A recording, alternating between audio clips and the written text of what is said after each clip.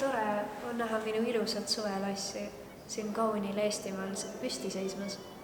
Ma olen nii õnnelik, et mind mäletatakse ja hinnatakse seda, mida mina kunagi nautida ei saanud. Loss valmis ju 2 aastat peale minu surma. Katariina, kas sa mäletad 1714. aastat? Olin siis veel nii noor ja entusiastlik ja tahtsin siia suvelossi ehitada siis, kui sõda ära lõpeb. Kutsusin isegi Itaaliast arhitekti seda kujundama. Siis, kui sõda lõppeski, saime ehitustöödega algust teha ja kutsusime ehitajaid nii Venemaalt kui ka Tallinnast siia kokku. Ja koos otsustasime, et nimetame lossi minu kalli abikaasa Katariina järgi. Õigupoolest on minu nimi Katariina, aga ma olen väga õnnelik, et sa otsustasid minu soovi järgi lossi marsipunaseks värvida. Lossi kerkimine siin tühjal sõjaväljal oli kui ilmaime kohalike jaoks. Aga tervelt 4 aastat enne, kui loss valmis sai, mina hukkusin ja terve loss jäi unarusse. Minu järeltulija keisrina Elisabethi külastuse puhuks ehitati lossi aga edasi. Peasaal kaunistati rikkaliku stukkdekoori ja laevaalingutega. Tõsisemad ehitustööd algasid alles 19. sajandi alguses, kui Eestit külastas tsaar Nikolai I. Tänu temale ehitati minu kaunisse suvelossi esimesed vannitoad ja mitu toredat hoonet.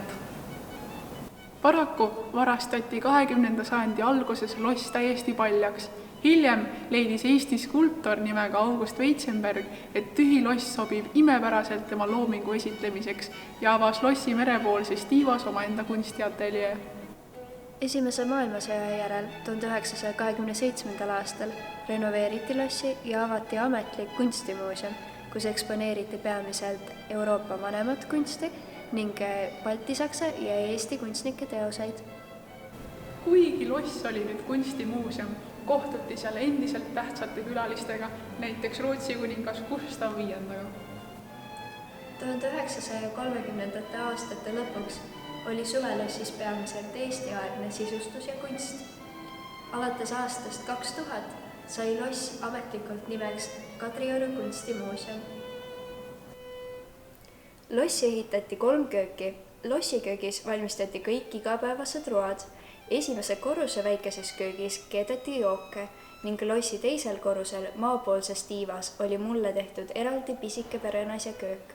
Hoolimata minu kõrgest seisusest olin ma enne abielu siiski teenijatüdruk.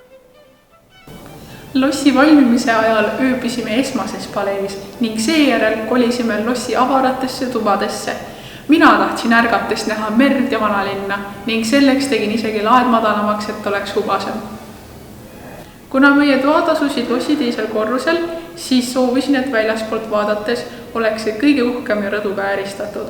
3. korrusel ööbisid külalised ja 1. korrusel teeniaskond.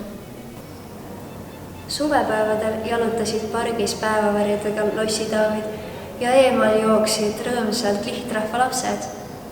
Õukonna lapsi küll niimoodi õue ei lastud, sest tollal ajal oli kõrgema seltskonna märgiks kohvatu nahk. Tõepoolest ei tea, kui tervislik see neile lastele võis olla. Pruuni jumega olid tavaliselt meremehed, sõdurid ja põllul töötavad naised. Ka meie teenijad võisid oma nahka pruunistada, töötades Prantsuse aias ja pügades põõsaid päevad läbi. Inglise aia otsustasime ma avada linnarahvale, sest seal ei pidanud sümmeetriaga nii palju vaeva nägema. Lossis elas püsivalt lossi valitseja ehk kastellaan, kes vastutas pargi ja lisaehitiste rajamise eest. Aga ta ei teinud seda muidugi ju üksi, sest tema alluvuses oli mitu abitöölist.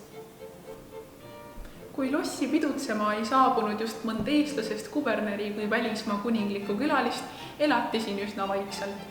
Mina valitsejana olin enamus ajast oma merepoolses tiivas kabinetis riigiasju ajamas ja ilmusin välja vaid söögikordadeks. Söögilaudadele asetati tihtipeale portselankujusid, et oleks lihtsam vestlust arendada. Mina seevastu ärkasin juba kell 6, et kirjatöid teha.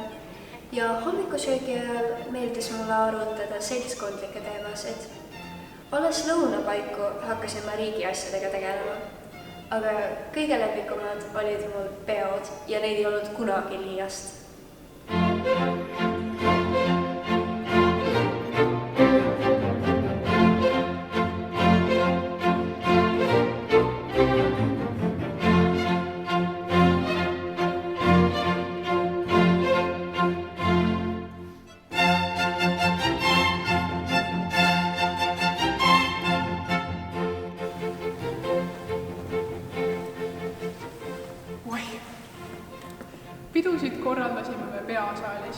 kuhu aukülalised kogunesid ka teatri- ja kontsertitükke nautima. Paraku olid sellised peod meie suvelossis küllaltki haruldased, sest enamik üritusi me pidasime tegelikult Peterburis.